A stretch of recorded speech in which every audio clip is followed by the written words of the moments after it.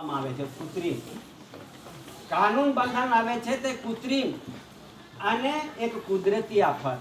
આ બધું ચાલે છે આ કુદરતી આફત અને કૃત્રિમ આફત. આ બે વસ્તુમાંથી કુદરતી પ્રકોપ અને કૃત્રિમ આફત, આ બે વસ્તુમાંથી આપણને બચવા માટે ને બચાવવા માટે ફક્ત આપણે દાદાનો વ્યવહાર છે, ને તો દુનિયામાં કશું કોઈ બચાવી શકે એવું નહીં.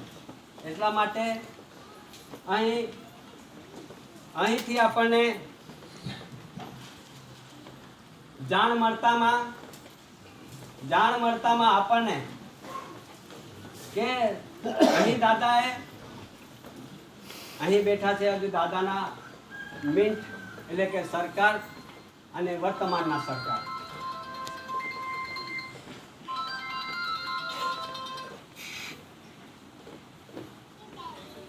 એ સરકાર એટલે કે જ્યુડિશિયલ સરકાર અને નોન જ્યુડિશિયલ સરકાર, આ બે વસ્તુનો એક આસુરી શક્તિ અને દિવ્ય શક્તિ એનું હવે એ ટકરાય છે.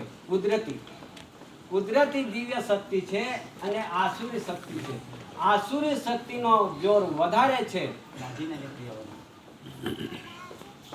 અને દિવ્ય શક્તિનો એક સત્યમેવ જયતનું રૂલિંગ પર આ ધીરેથી ચાલે.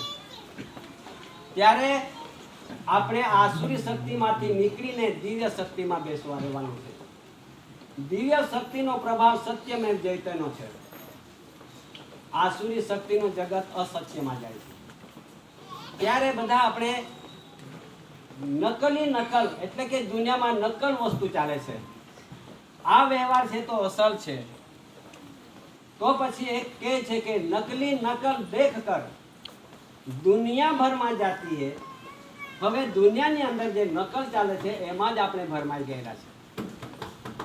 નકલી નકલ દેખ કર દુનિયા ભરમાં જાતી હે,